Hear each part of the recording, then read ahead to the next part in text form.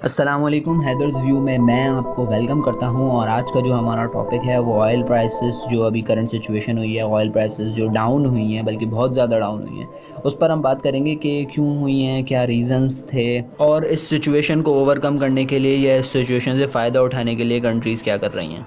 जैसा कि हमने देखा कि अमेरिकन क्रूड ऑयल $0.01 पर बैरल तक गिर गया और ये तारीख़ की कम तरीन सतह थी और ये अमेरिकन क्रूड ऑयल के लिए एक अनप्रेसिडेंट सीन था जो कि तारीख़ में कभी भी नहीं हुआ था। कभी भी क्रूड ऑयल माइनस में नहीं गया था।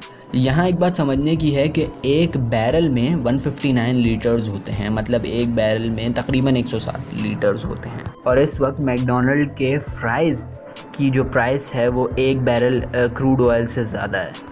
अब अगर हम इसके रीज़न्स या इसकी वजूहात की बात करें तो सबसे पहली वजह और मेन वजह यही है कि दुनिया इस वक्त कोरोना वायरस का सामना कर रही है और इस वक्त जिस तरीके से लोग इससे मुतासर हो रहे हैं वो एक बहुत ख़तरनाक चीज़ है।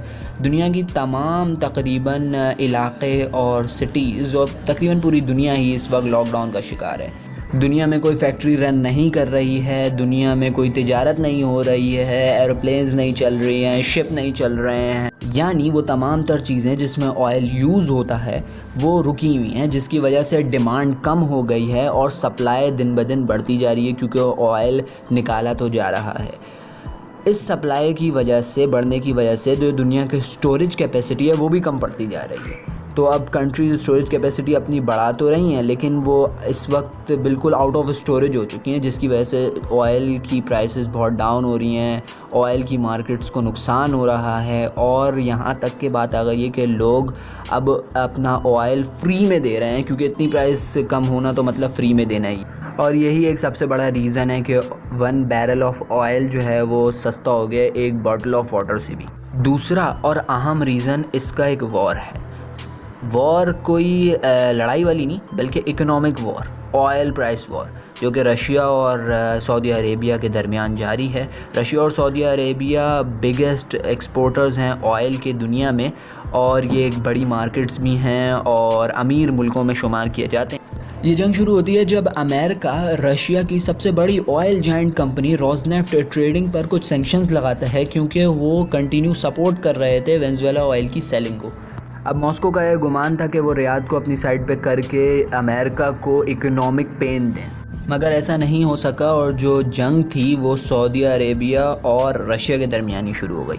अब बजाय ये कि वो ऑयल प्रोडक्शन को कम करते, उन्होंने एक दूसरे को इकोनॉमिक पेन देने के लिए एक नया तरीका सोचा और एक जारहाना रवैया इख्तियार करते हुए ऑयल प्रोडक्शन को बढ़ा दिया। कोरोना वायरस की वजह से क्योंकि ऑयल यूज़ कम हो गया था तो दुनिया वैसे ही प्रोडक्शन कट करने का सोच रही थी, मगर अरेबिया ने तकरीबन 2 मिलियन बैरल पर डे और निकालना शुरू कर दिया ऑयल, और इसके अलावा रशिया ने तकरीबन 5 lakh barrel per day oil निकालना शुरू कर दिया। और इस बहती गंगा में मुत्तहदा अरब इमारात ने भी हाथ धोए और उन्होंने भी अपनी 1 मिलियन बैरल पर डे जो ऑयल प्रोडक्शन थी उसको बढ़ा दिया। इस वक्त इस वॉर के ख़त्म होने का कोई साइन नहीं मिल रहा और एनालिस्ट के मुताबिक, तज्ज़ियाकारों के मुताबिक ये वॉर इस साल के एंड में ही जाकर ख़त्म होगी।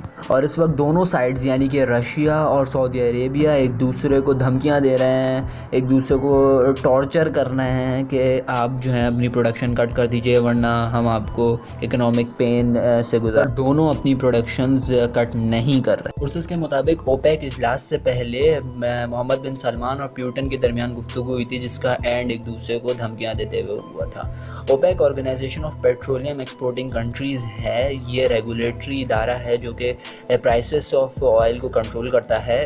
ये इजलास हुआ इसलिए था कि ऑयल जिस तरीके से प्रोड्यूस हो रहा है और जिस तरीके से उसकी प्राइस डाउन हो रही है तो उसको कंट्रोल किया जाए, इस वजह से इस इजलास को बुलाया गया था। नईम असलम जो कि चीफ़ मार्केट एनालिस्ट हैं, उनके मुताबिक ये जंग ज़्यादा देर तक नहीं रह सकती क्योंकि ये दोनों कंट्रीज़ की इकनॉमीज़ को तबाह करने के मुतरादिफ है। बात करते हैं जब ऑयल की प्राइसेस डाउन हुई उसके बाद क्या सिचुएशन क्रिएट हुई।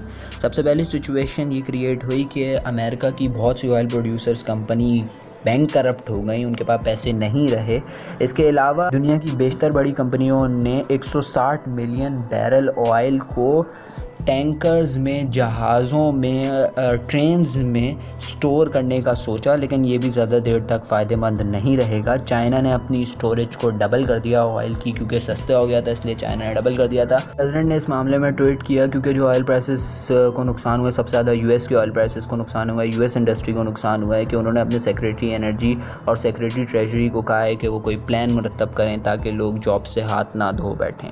इसके बाद ऑयल प्राइसेस में थोड़ा बहुत उठाव आया, लेकिन अभी भी एनालिस्ट के मुताबिक ये ऑयल प्राइसेस दिन ब दिन गिर सकती। इसी के साथ ये वीडियो एंड होती है। अगर आपको ये इन्फॉर्मेटिव लगी हो तो प्लीज़ इसे लाइक कर दीजिएगा, और मुझे अपने फ़ीडबैक से भी कमेंट सेक्शन में आगाह कीजिएगा कि आपको ये वीडियो कैसी लगी।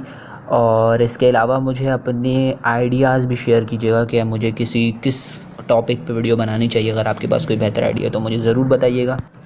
इसके अलावा मेरे चैनल को सब्सक्राइब कर दीजिएगा और बेल आइकन को भी दबा दीजिएगा। मिलते हैं अगली वीडियो में, तब तक के लिए अल्लाह हाफ़िज़।